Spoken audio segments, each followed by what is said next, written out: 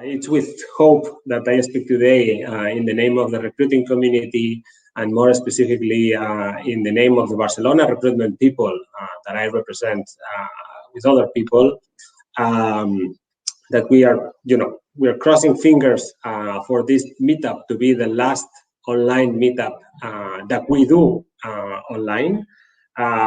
Because at the end of the day, so this for more than a year we have been suffering, but also changing, modifying the way that we work, that we act, that we live, and developing our resilience.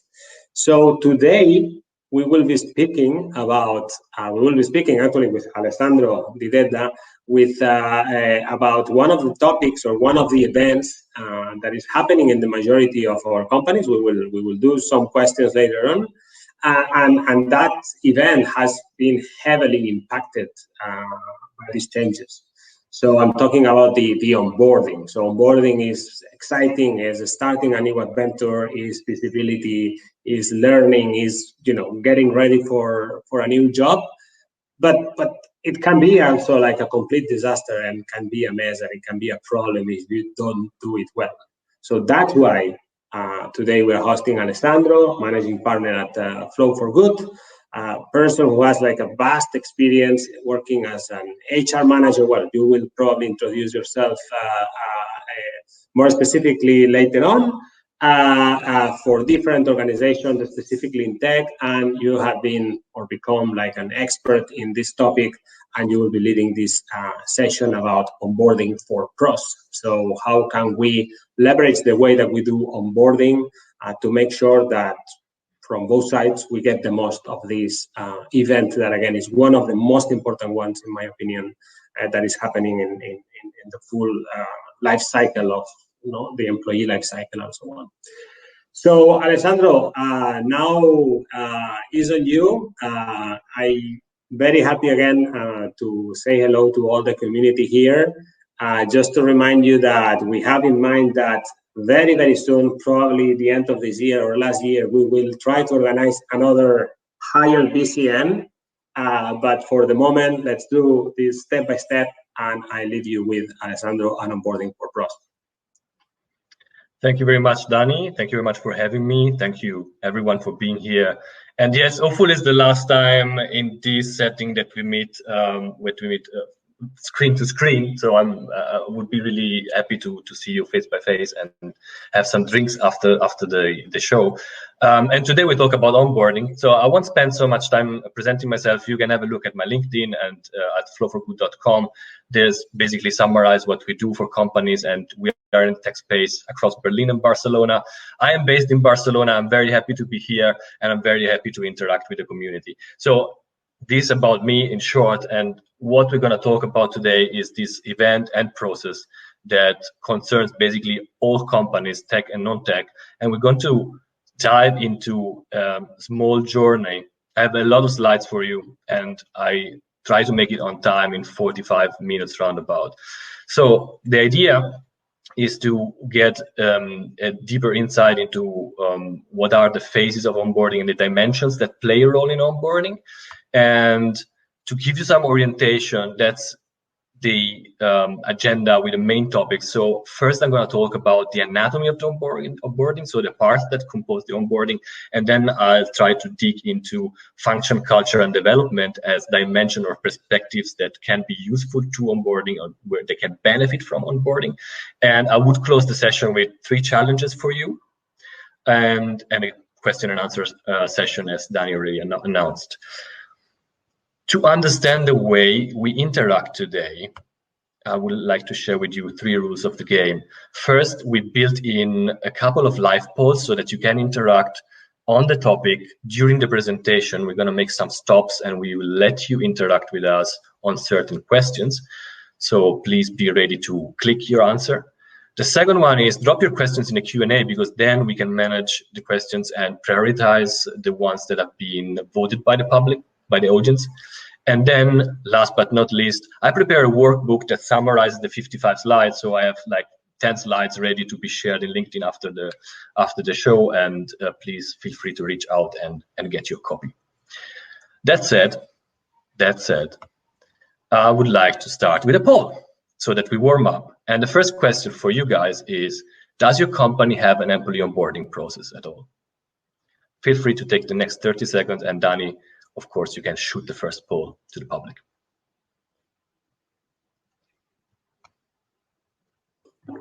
So Don, hopefully you see the poll.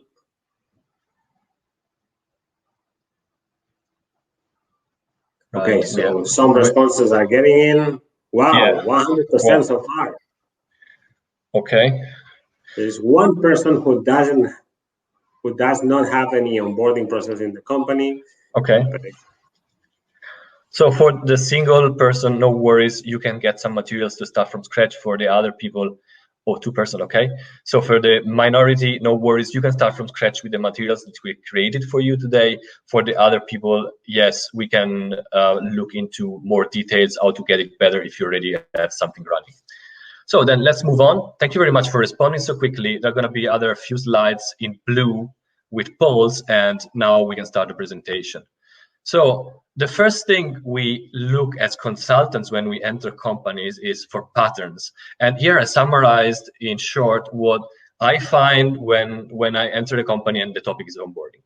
From left to right, the level of complexity raises.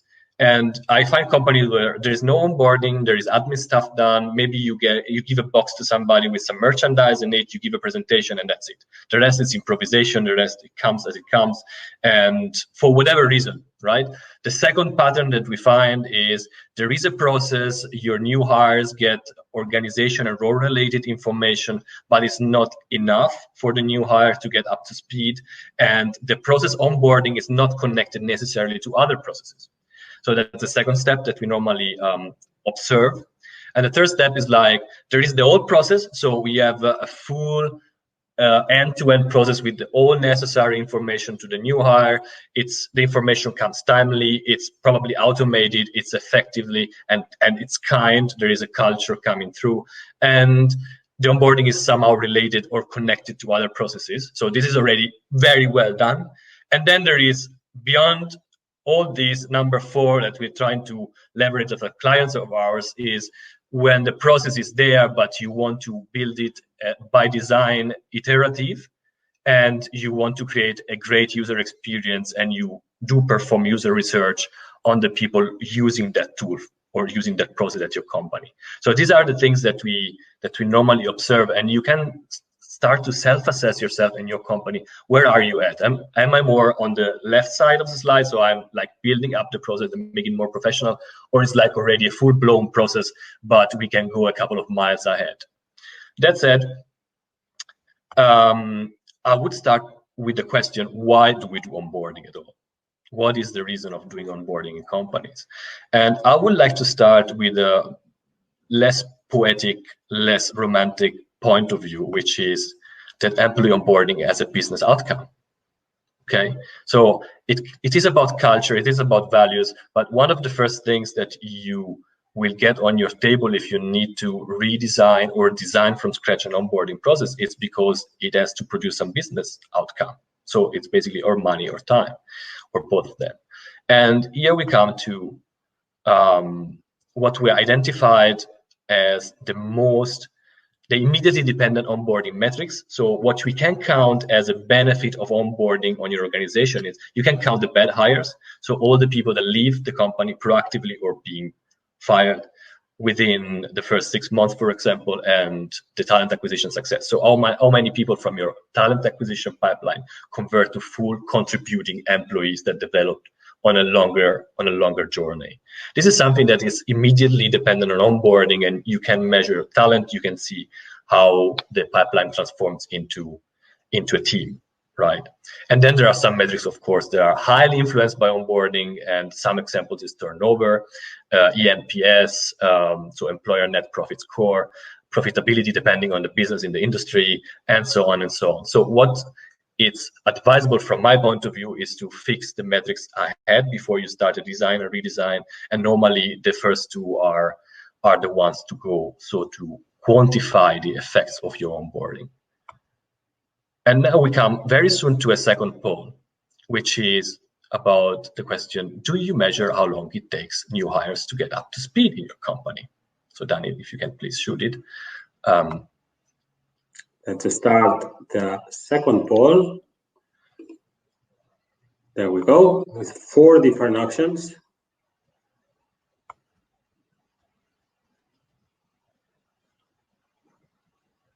Let's see. I'm very curious about this. So guys, the question is, do you measure how long it takes new hires to get up to speed? And you see 4 options in front of you. The first one is yes, and we take initiatives with that metric. Yes, but we don't do anything with that metric is the second. No, but we want to, so it's more like we're building it up. And then the number 4 is no, and we don't see the value of it.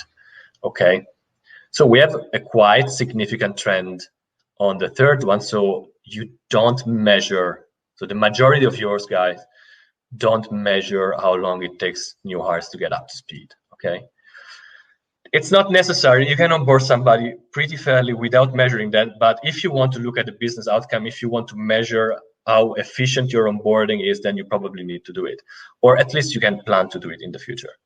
So, and now we dig a little bit deeper into this. So this is a very simple chart of how the onboarding, where the onboarding is located. So you hire people, then they sign the contract normally. There is a more or less long lapse of time before the day one, so when they enter the company, which we call pre-boarding, and then there is an onboarding that in 99% of the cases is identified with the probation period. This is what I've noticed and observed in all the company I've worked as an employee, and all the company I consulted as a consultant. And I came to the idea early that probably this is a misconception of onboarding, because then you have further HR processes. So you have this onboarding producing results for going into other practices, be it development, be it performance management, be it whatever you want, be it career development, talent management, whatever you have in place. But this is going to produce results for whatever happens next. So the idea is to ask ourselves another question. Is like, how long do we actually need to get the people on board? It can't be 6 months.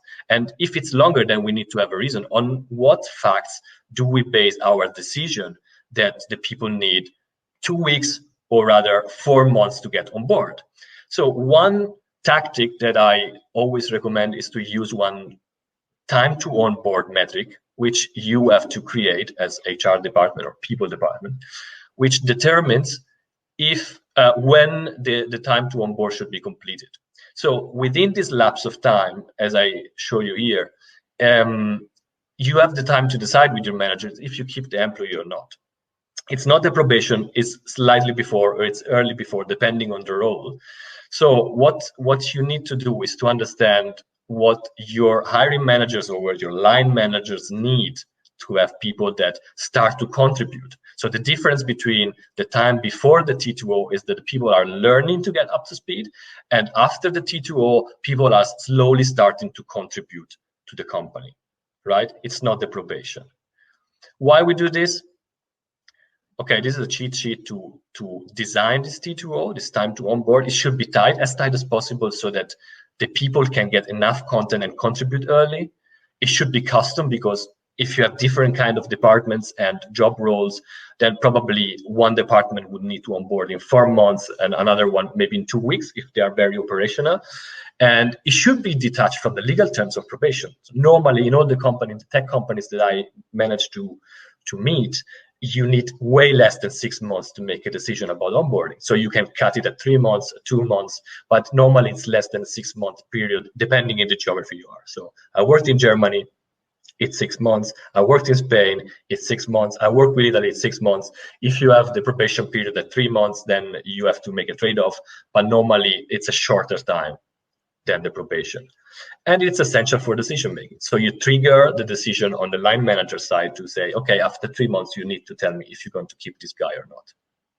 That's basically what's going to happen in fact. And the point is that if you recognize earlier, I have two arrows going down. These are 2 examples of exits. Let's assume that people leave the company after 2 months. Then, of course, you're going to have 2 times the salary, 2 times the social security cost, and then you have a number of costs that you can add on top. Hiring cost, opportunity cost, operational cost, whatever. If you make this decision later, let's say at the 7th month, then you would probably pay salary, or you need to pay salary 7 times. You need to pay social security 7 times. And in the most European legislations, then you will have to pay a severance. So it's a lot of costs that come on top because you didn't manage to make a solid decision. If you decide within the time frame that you agree with your line manager, so being T2O, time to onboard, then probably you reduce the risk by a lot. And then you can go to your management and say, this is what we were spending last year in bad hires. This is what we're spending now in bad hires because we have a process. This is the basic structure. There's nothing about culture and values yet. There's no color in all this. It's the basic anatomy. It's like the bones of the onboarding. And if you have questions, of course, a reminder, drop them in the Q&A. Some concepts are new or exotic, so please let me know if there is something that we have to come back later. And we have a third poll that I want to ping you guys. The question is, do you know how much your organization spends per year for bad hires? So if you measure it, how much is it?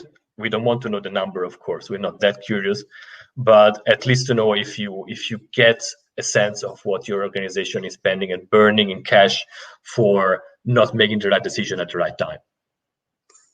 Let's see what the people respond now. I think here we have yes or no answer. Correct me if I'm wrong, Daniel. No, we have 4. No, we have 4 answers as well, yeah. Right. Like, yes, and we take actions, yes, but we don't do a lot of changes. No, but we want to. So definitely, we see like a trend here that most people, they really want to measure things as to the onboarding, but either they don't have the possibility, or either they don't have the structure or the time or the knowledge. But definitely there is a need of having those metrics in place, but it looks like most of the companies don't have those metrics in place. So I'll be actually very curious. Sorry for interrupting. Go ahead. The people who says yes, we know how to calculate the cost and we take actions. If they can just write down in the chat from what companies are they coming from, that would be amazing. Or share the actions so that everybody can learn from them. It's as if you get best practice, the best you can get in a webinar. So if you want to share, guys, please go ahead. We're very happy to discuss it later if you want. So, but the clear trend is, again, we don't do it. We would like to do. So probably we can add some value during this time to show some ways. This is the first one. Decide your time to onboard and differentiate it from your probation period. And this implies a little bit of strategic actions that we need to go a little bit deeper into. So I want to spend a little time talking about the normal setting that we encounter in companies, especially if you design the onboarding process from the people/HR perspective. Normally, you have a very simple setting. You have a number of managers and line managers, so people that are managing the people that get hired, the new hires, as you see, the ones with a drink in the hand. So they made it. They made they've been hired, they made it through the hiring process. Then you have a sponsor, so somebody who tells you, look, we really need a new onboarding, and I'm expecting this and this and this, and then this is you. So in other cases, you have more complex stakeholder scenarios we need to analyze if you want, but the simplest stakeholder scenario is this one. You have a sponsor who says, I need something. It could be head of HR, could be the CEO. Then there is you designing. And my advice to you, especially if you want to make it a success, is to focus on them. These are your users. This is the people who is going to benefit from the process, the managers and the new hires. Okay, so if you focus on their needs and you try to meet the business expectations by focusing on what they tell you they need, probably it's going to be a success. If you do what your sponsor is saying, happens probably 70-75% of the time, you have a boss who say, I need this onboarding, I need to do it now, and you should do it like this, then you are going to stay as HR in a sort of order taker position. So you execute what's been told to you. I'm trying to focus on their needs so the HR can get more an architectural point of view where you design things based on real needs of users. So you need to make some efforts to get to know them, but if you do, what I can promise to you is that you get in a position where you're not an order taker, you're more an architect, so you can design on a strategic level and talk with your sponsor at a strategic level rather than say, okay, I implement whatever you need, right? This is very important to understand what comes next and how culture, function, and development play a role in this. So here I want to show you a very short meme of a user journey that I set up and I put in the workbook for you so you don't need to take notes.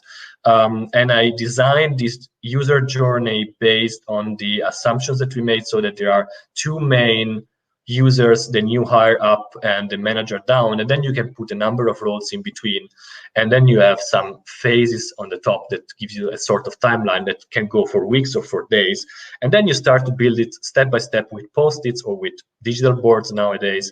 And you can put tasks on sides of each one of the roles so that slowly you will have an idea what happens in week 3. Here I take an example of a developer, even if you can't see the details, but in the first week you probably need to send him to learn the organization and the mission of the team. So the body, if you create a body role into this process, can be useful there. You can create a team lunch and so on.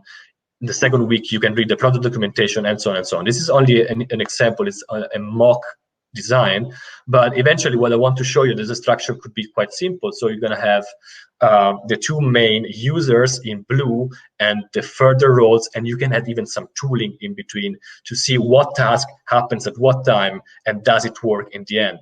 The cool thing of this is not really that you visualize and you communicate with other stakeholders much quicker. The cool thing of this is that it gives you a dimension of what you need to measure. What you need to measure is what I left blank now, is the thoughts and the feelings, so the reaction of them on their task of the new hire and the manager. So you can add something like this. Normally designers and UX designers work with smileys and with charts of this kind. This is something that I put here as an example, but you can measure on a monthly, quarterly basis, even weekly basis. You can find out if at any stage of the process they were feeling excited, they were feeling that obstacles, the problems were too big, they didn't have the time, whatever. If you start to extract the needs of your users with this kind of visualization and framework, then you can iterate over and over in time. If you don't do it, if you just design the journey and say, okay, go and do it, then probably you're not going to find out where the journey is not functioning. So the idea of iterating the process and trying to understand the needs of the user after each one of the process phase. You can find this in the workbook that I share later on in LinkedIn. So no need to make screenshots, just reach out and ask me. Recap of this first part about anatomy, because it's already 26 minutes we're talking. So the employee onboarding first as a business outcome, then can and should be measured. And I told you the two metrics that, in my opinion, work best. The second one, you design employee onboarding around the needs of its users, keeping the business goal in mind. So you need to achieve a goal, but you listen to the people who use the process. The third one is time to onboard could be your ally. You can use it to enable managers and new hires to make timely decisions. You can measure the efficiency of the onboarding rather than effectiveness of the onboarding. And eventually, if you like to design and put it on a post-it or on a canvas, you can create a user journey or a new hire and manager journey through the onboarding, showing faces, interactions, feelings. And in this way, you can avoid bottlenecks. You can act quite quickly and change the thing. This is the first part. And as you see, it's quite about the skeleton of onboarding and how you can design it.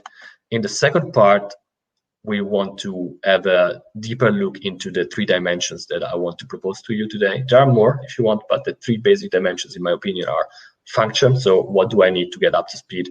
Culture, how do we interact together and why? And the third one is development. We're going to get to it later. So again, if you have questions, please pull the break, drop the questions in the Q&A. We're going to come back later on them. And function. So I summarize it like this. Everything so the new hires, need to get up to speed in their new job. What do they need to get up to speed in a new job?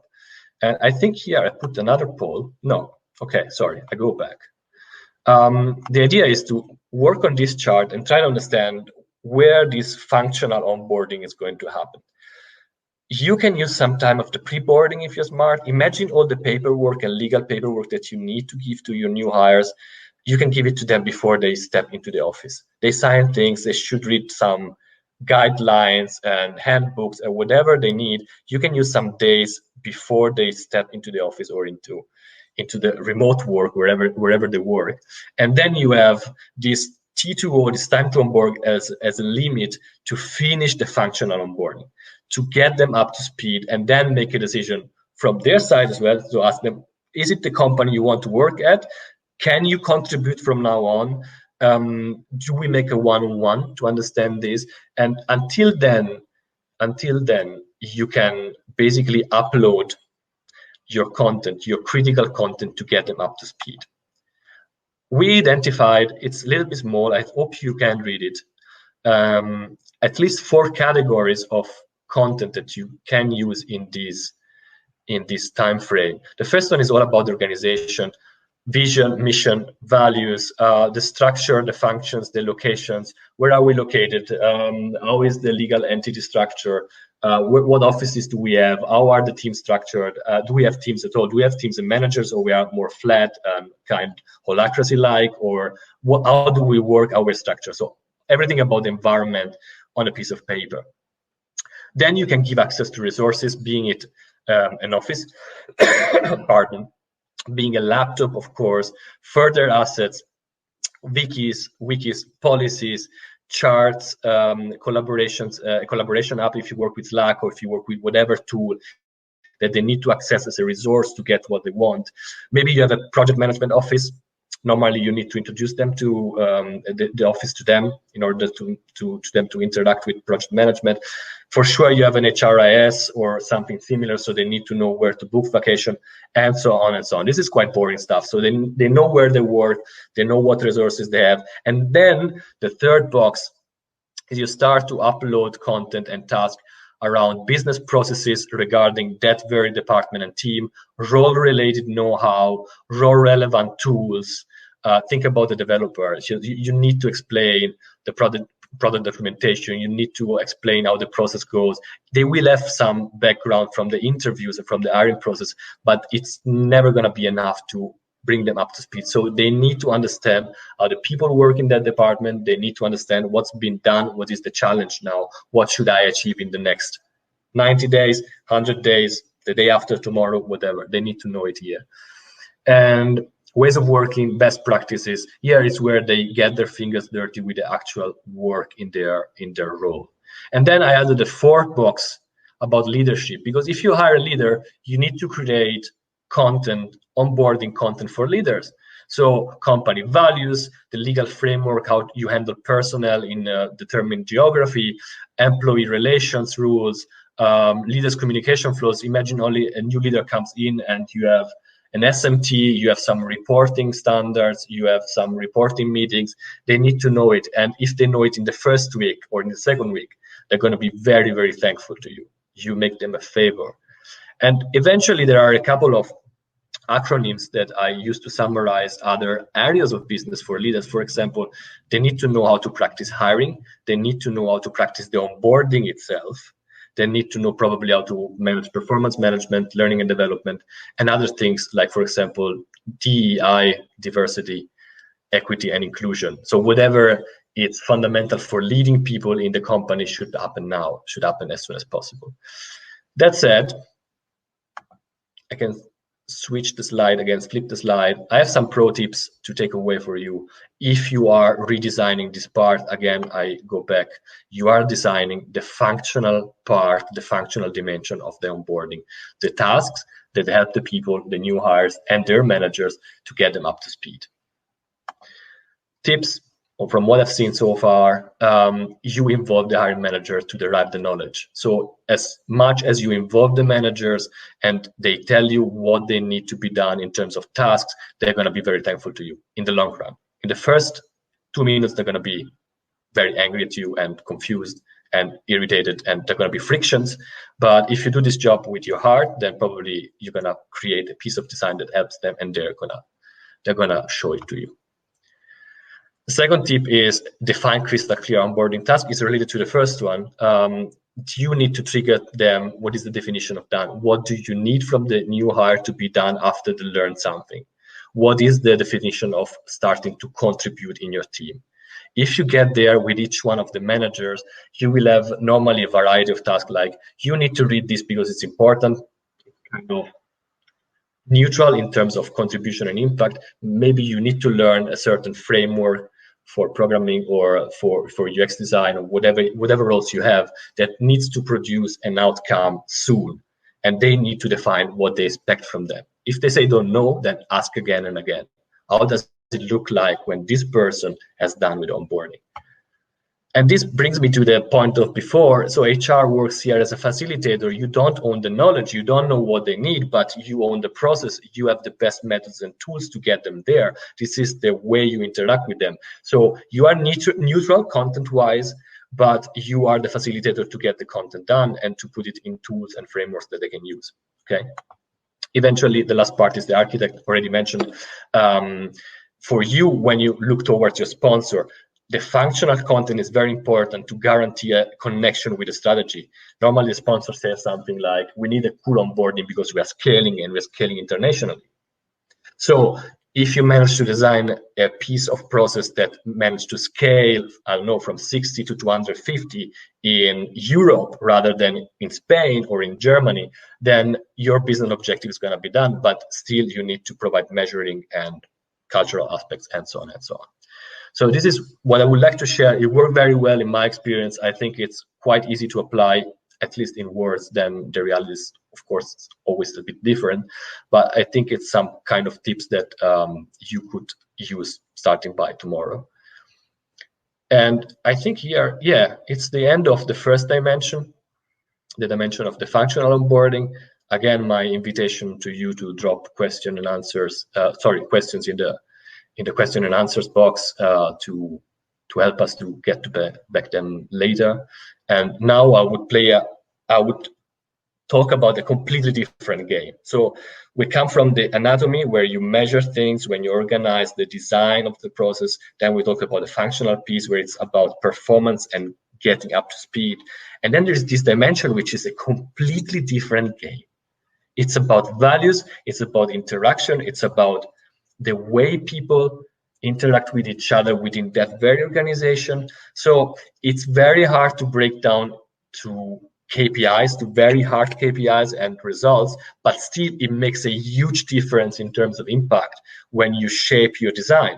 So your sponsor and your users are going to be very, very happy if the cultural piece, whatever it looks like, works. And this is part of the journey. This is part of the onboarding. They need to know how you tick. Fourth poll for you, so that I can drink some water. What is the impact of onboarding on your culture? That is very interesting. What is the onboarding impact on your culture? Is it helpful? Is it rather not helpful? Is it neutral? I think the answers are slightly different, Daniel. Let's see. I just opened the next poll. So we have three options at the moment. So onboarding is an important conveyor of our values. Onboarding is up and running, but we can get better, or we don't have, or we don't do any onboarding in place. Is a mix of responses. Looks like a little bit of like a 50-50. Slightly weighted into the onboarding is up and running, but we can get better. Right. So guys, let us know what's the status quo at your company.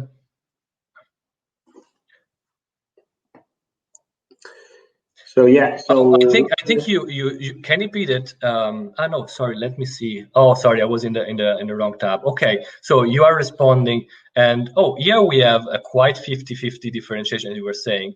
So onboarding is an important conveyor of our values. Without onboarding, we would notice the difference in further processes. 41%. Onboarding is up and running, but we can get better in transferring our values through it. 59%. And we have 0% of the third question, interestingly. So even more happy to give in this session. If you're building it up for the 61% of people that can transfer the values better, then probably I have some material for you. I hope it helps in the short term. For the ones that already have their onboarding as a conveyor of values, then I think you're already a step ahead. So that said, I would say we flip the slide again, and this is the statement I would like to share with you. Before anything happens, onboarding or not onboarding, we need to understand that each new hire is a piece of cultural change. It's something we can't really control, let's be honest. So each person that you hire is a piece of cultural change of your organization. What does that mean? First, I want to look back into my experience and see what people share with me from the new hire side. The new hires that were talking to me while I was giving onboarding session in different companies, they had very strong pattern of behavior. I still advocate for you to do your research, but this is the thing that you might hear if you talk to them. They want to know how you think as an organization, as you, as new employer and team. They want to uncover connections across teams and departments. So they want to know how it's working. They want to learn relevant narratives. So they want to know what happened last Christmas party, or why did you founded the company at all, who is the top players, and so on and so on. There is always some stories like this in organizations. And this is what they want to uncover. And eventually they want to find out where are the others at? Are there any internal competitors? Are they potential friends? Is there any resource that we can leverage by just networking with others? So in one sentence, what they want to know, they want to go around and shake hands and understand what other people do. They want to get orientation, and they need it as soon as possible. So their perception of the need is normally very urgent. I had a lot of people saying during sessions that happen quarterly, I needed this in my second week, Alessandro. I needed this in my second week. Of course, there were problems of logistics and cost, so we did what we could in that very company. But the feeling was, I need to network with people. I need to go to market and shake hands as soon as possible here, because they don't know you. So this can be one side, but the other side, yes, this is me a couple of kilos and years ago. It's a German company. Just to give you a feeling of what it is all about, I had a number of people in the room, no differentiation between hierarchies. So there were interns, there were top managers, there were middle managers, there were individual contributors. There were people from Germany, from outside of Germany.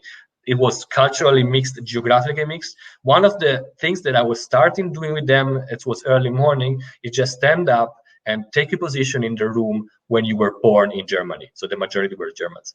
And if you're not, then you see a row of people on the back. These are the people who were not born in Germany. So what does this mean? The exercise itself is not really a piece of engineering. It's quite easy to understand, but they have to interact. They move around the room, and they interact with each other, and they start to understand, oh, you come from Berlin as well, or you come from the neighborhood, and so on. They start to talk. What you need here, in my humble opinion, you need to create the opportunity and the space to make them talk, interact with each other. They really value this, and this is going to be a game changer in their learning journey until they leave the company. So here they make the first bonds, here they make the first relationships. I know now you can't do this because there is Corona.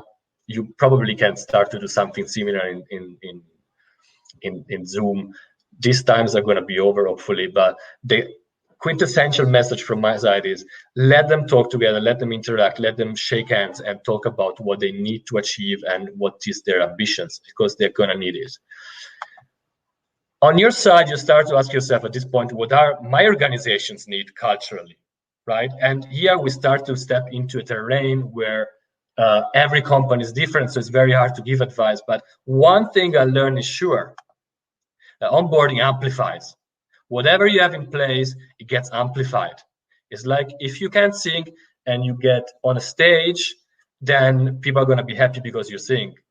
If you can't sing and you get in front of the stage, people still listen to you and listen very well to what you're saying and how you're breathing and so on.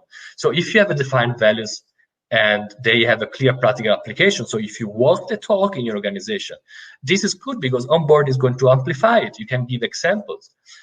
And the warning part is, if you don't, then worry about it, because onboarding is going to do the same. You are going to amplify whatever you have in place.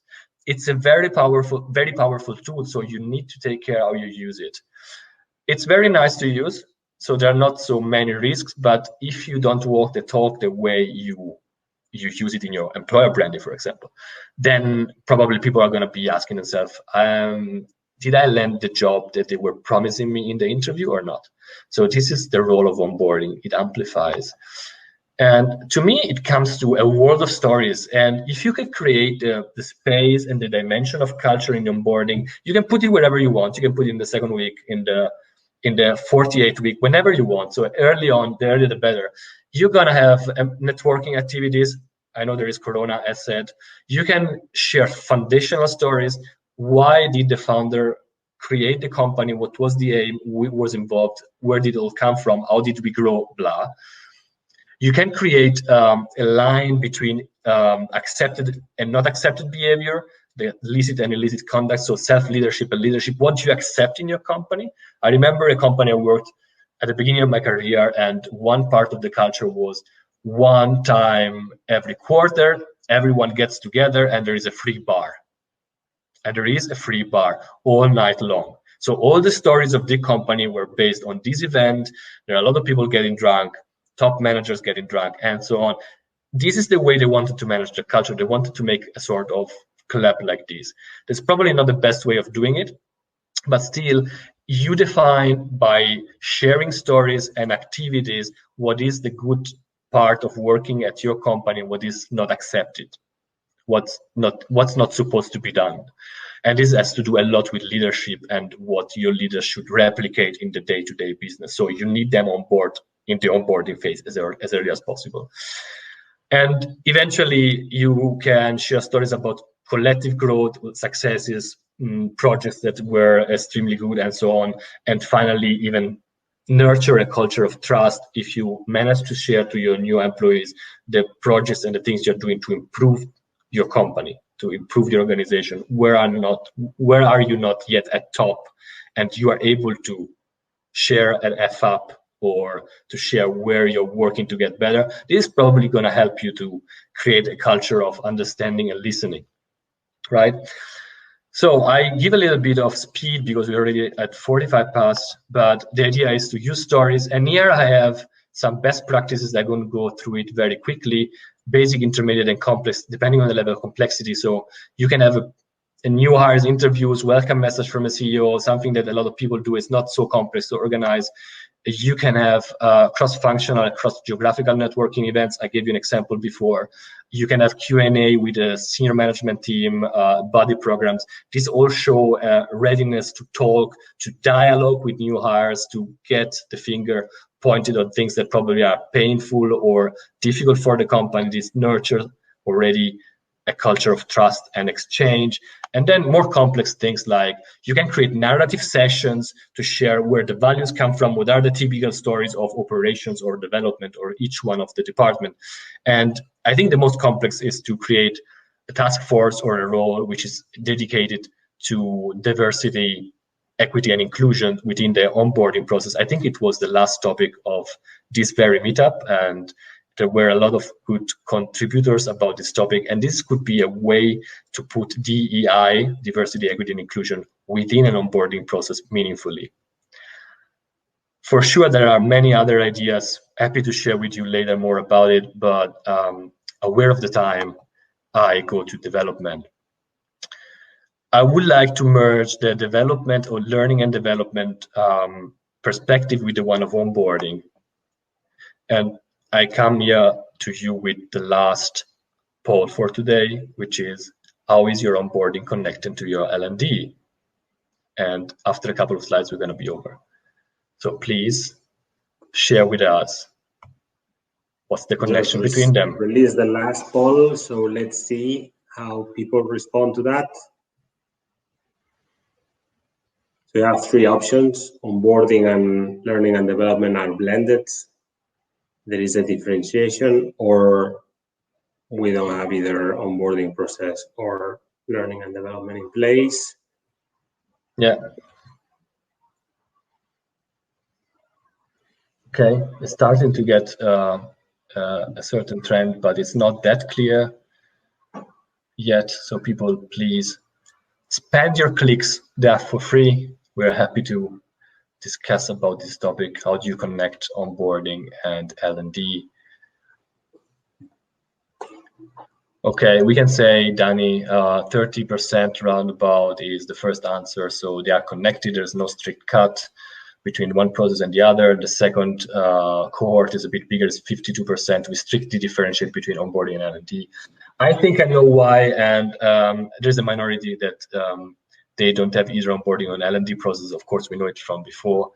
I think I know why people differentiate, and I come with a couple of assumptions. So this is very customizable.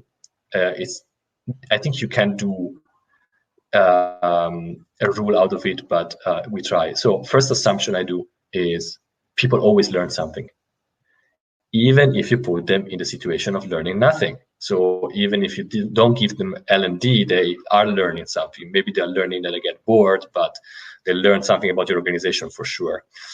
So how to use the time of the onboarding meaningfully for L&D?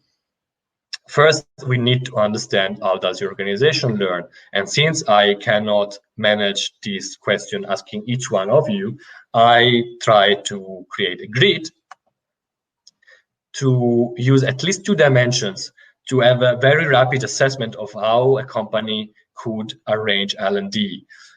There is a low budget bucket, there is a high budget bucket, and then there is the horizontal axis saying that you learn things on our more recurring training is always the same. It's normally operation based. It's something that comes a lot of times and you don't change over time.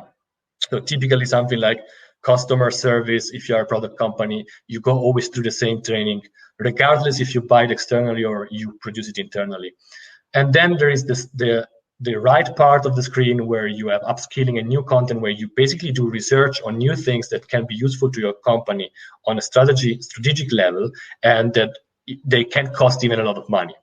And I think you can use this framework to understand where you're at and if you can use onboarding together with L&D. So this is what I came up with. If you are low budget, so you're doing like trainings internally, and it's like always the same, then normally the impact is neutral. You can put it in onboarding, you can put it in a second week. If you don't spend any money, you can do it, it's the same. Then things start to change if you start to spend a lot of money on external training or external content, and probably it's better to postpone the learning after you made a decision. You decide if you keep, or the new hire decides if he or she wants to stay, and then you divide. And this is probably why people divide. We have onboarding. If we keep you, then we pay L&D, right? If you are paying a lot of money and you're upskilling and using new content, you're doing research, this is a very risky business because you normally don't go there. You don't even separate, you don't do it. You don't put this content into onboarding, it's too risky for you. I think the sweet spot is you are teaching and learning organically. So you have experts or becoming experts, ongoing experts within your organization. You are in a high collaborative environment, and you can involve fresh pair of eyes and ears early on.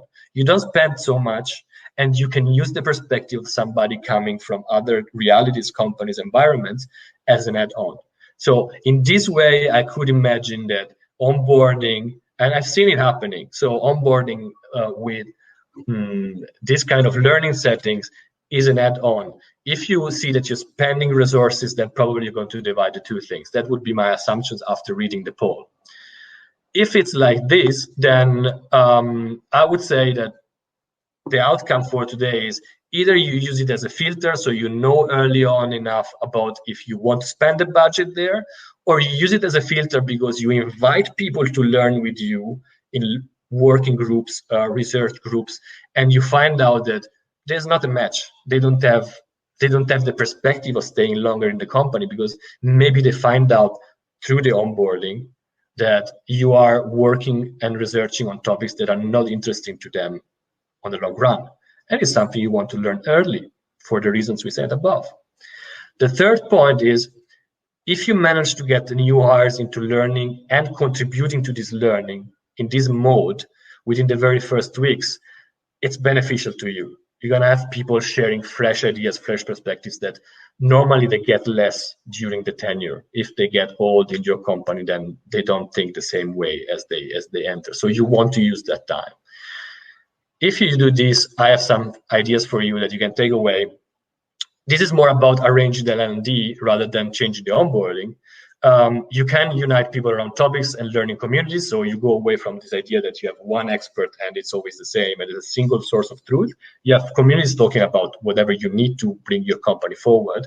You are cross-functional. You bring people in from these different sides. It can be a learning project with HR, marketing, and development because you need skills in that areas and you need fresh ideas in that areas. Very powerful is to mix the hierarchies. So if you have senior people coming in and junior people, they would both benefit by learning because the seniors would learn how to teach or refresh the teaching capabilities, while the junior people are going to benefit from their expertise, their life expertise, their point of view on things, the way they drive them through the topics. And eventually, the idea is to orientate your organization towards the idea of continuous learning. So it's not that there is a first, a middle, and an end stage, is that everybody learns from the beginning until the end. This normally has a very high impact on retaining people. If they learn, they probably stay, right? These are the ideas I would like to share with you. They are very general because we move into a field where customization is required. But I think as a rule of thumb that could help you to connect the two processes and get impact from onboarding into L&D. The same could be done as well for other processes like performance management and so on, but this is going to be on another slide or another presentation. So the last part is very quick. I want to share 3 challenges because I think that HR people and management in general nowadays share some responsibilities about what we're doing. And then we're done. So I think in the next 5 minutes, I can close the session. The first challenge I want to share with you is very much related to what we discussed today. You need to look below the journey. I can share this slide in the workbook, so you don't need to read the nitty-gritty.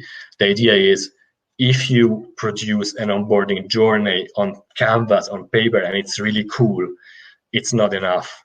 You need to do user research continuously. This is going to cost you time. You need to iterate the changes of the process according to what your organization is needing. This is going to cost you time and nerves. And then eventually, you need to make it usable. So you need to look each one of the tasks and maybe pick one sample sometimes during the iteration and try to understand if people are successful in completing that task. This is the idea of usability. It's getting away from the survey where I ask you, did you feel all right during the onboarding? And people go like, no, maybe I have a smiley or I have another scale that tells me, okay, they're feeling more or less good. It's about their feelings. What usability means and what is the challenge from my side to you is to measure what they do or understand what they do to be successful within that process. There are 2 different things. One is feelings, the other one is facts. Usability is about facts.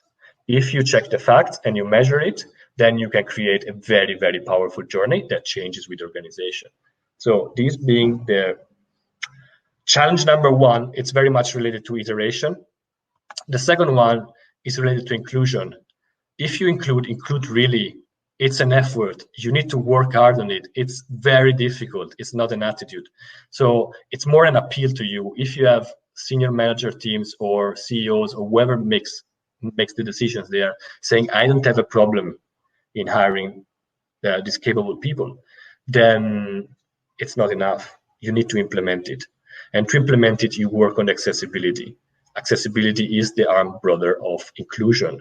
You need to create best practices to include groups of people that don't have the same level of difficulty in accessing your organization or the job market at all. Think about blind persons. Can they do your onboarding? Do you have a role for blind persons, etc.? So it's a challenge. It's a lot of work, but I think times are ripe and they're calling for it. Include inclusion. Last challenge, and then I shut up, is create a culture of kindness. This is very easy to say, it's difficult to do, but what I've seen, if you create a culture around stories of kindness, of trust, listening, call it whatever you want at your company, it's much more powerful than the coolest brand. So if you want to decide where you put your budget, employer brand or organic culture that invites you to join a journey, to share pains and gains, probably the second one is going to have results on a midterm, but they're going to be very sustainable results, and people are going to be happy and stay in the company. So as you see, 3 challenges for the onboarding, each one of them related to the results of your own organization along the timeline. And that's it. We close with almost 60 minutes. I'm very thankful, and I'm looking forward for the Q&A and your feedback about it. Thank you.